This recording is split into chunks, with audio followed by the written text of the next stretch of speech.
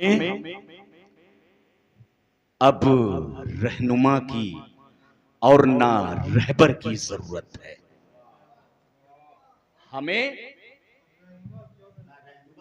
कोई भी धर्म ग्रंथ हो, गीता हो, कुरान हो, वेद हो, सब मोहब्बत और प्यार का पैगाम देते हैं। उसको सुनिएगा और आखिरी में हमारे दिलों में अपने हिंदुस्तान के लिए क्या दर्द है, क्या कर्ब है या क्या एहसास है कि हमें अब रहनुमा की और ना रहबर की जरूरत है। हमारी रहनुमाई के लिए कुरान जिंदा है। हमारी रहनुमाई के लिए कुरान जिंदा है और वतन की सरजमी को नाज है मेरी शहादत पर कि मेरे खून के कतरों में हिंदुस्तान जिंदा है। वतन की सरजमी को नाज है मेरी शहादत पर कि मेरे खून के कतरों में हिंदुस्तान जिंदा है, कि मेरे खून के कतरों में हिंदुस्तान जिंदा है। और कभी टीपू कभी अशफाक के दर से सदा देता। सुनिएगा शेर कि कभी टीपू कभी अशफाक के दर से सदा देता। जो है तारीख वो तारीख दोहरा कर बता देता।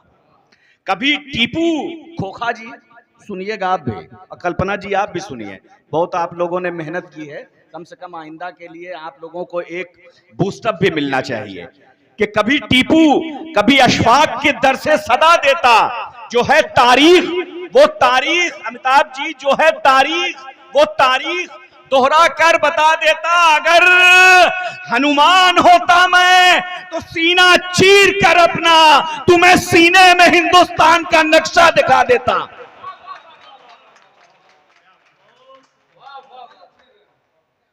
अगर हनुमान होता मैं तो सीना चीर कर अपना तुम्हें सीने में हिंदुस्तान का नक्शा दिखा देता, तुम्हें सीने में हिंदुस्तान का नक्शा दिखा देता। और अपनों के दरमियान सियासत फजूल है।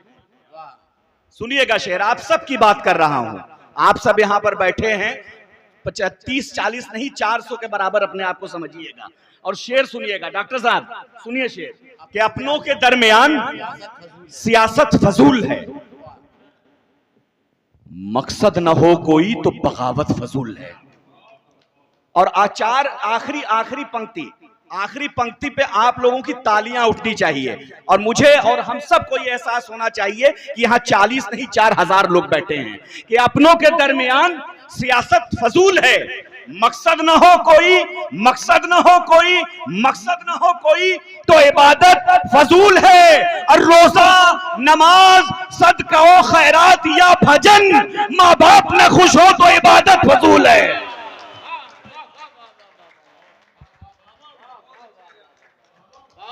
सदका व खैरात या भजन या भजन या भजन माँ बाप न खुश हो तो इबादत फजूल है। जमजम भाई एक छोटी सी नज्म और उसके बाद इजाजत, हमारे शायर और हैं वो भी सुनाएंगे, उसके बाद वक्त भी काफी। एक छोटी सी नज्म, इसको खामोशी भी से आप लोग सुन लेंगे तो मेरा काम हो जाएगा, क्योंकि मैं नज्म से जो बात कहना चाहता हूं वो मेरे समझ से आप तक पहुंच जाएगा।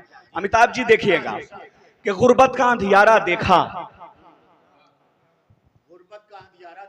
मैंने एक नजारा देखा। आपके घर में मालपुआ बनता है, हमारे घर में मिठाइयां आती हैं, लेकिन कुछ घर ऐसे हैं, एक शायर ने कहा था कि पत्थर उबालती रही एक माँ तमाम रात, बच्चे फरेब खा के चटाई पे सो गए। तो उसी की अक्कासी की है मैंने इस नज़्म में, देखिएगा। और हमें और आपको भी समझना पड़ेगा कि हम अगर अहले ज़र हैं, हम कैपेबल हैं, तो हमारा पड़ोसी देख रहे हैं भूखा तो नहीं सो रहा है।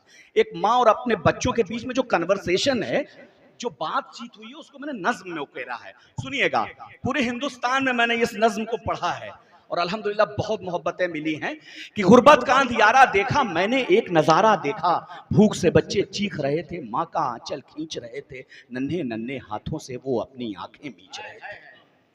भूख से बच्चे चीख रहे थे, माँ का आंचल खींच रहे थे, नन्हे नन्हे हाथों से वो अपनी आंखें मींच रहे थे। माँ बेचारी रोते रोते अपनी गुर्बत ढोते ढोते बच्चों को सहलाती जाती, उनको लोरी सुनाती जाती। बच्चे चुप हो जाएं शायद खाली बर्तन हिलाती जाती। बच्चे चुप हो जाएं शायद, खाली बर्तन हिलाती जाती माँ अपने बच्चों से बोली, चंदा मामा आएंगे, अपने हाथों से वो तुमको दूध बताशा खिलाएंगे। माँ अपने बच्चों से बोली, चंदा मामा आएंगे, अपने हाथों से वो तुमको दूध बताशा खिलाएंगे। अपनी माँ की बातें सुन के हसरत और मासूम नजर से धीरे धीरे हौले हौले चांद को देख के बच्चे बोले। अपनी माँ की बातें सुन के हसरत और मासूम नजर से धीरे धीरे हौले हौले चांद को देख के बच्चे बोले, रोज यही बतलाती हो माँ, यही बात दोहराती हो माँ, सच्ची बात छुपाती हो माँ, झूठे ख्वाब दिखाती हो माँ। चंदा मामा दूर बहुत हैं, अपनी तरह मजबूर बहुत हैं, जब तक वो घर आएंगे माँ दूध बताशा लाएंगे माँ, भूख के मारे तड़प तड़प के, तब तक हम मर जाएंगे माँ, तब तक हम मर जाएंगे माँ, तब तक हम मर जाएंगे माँ।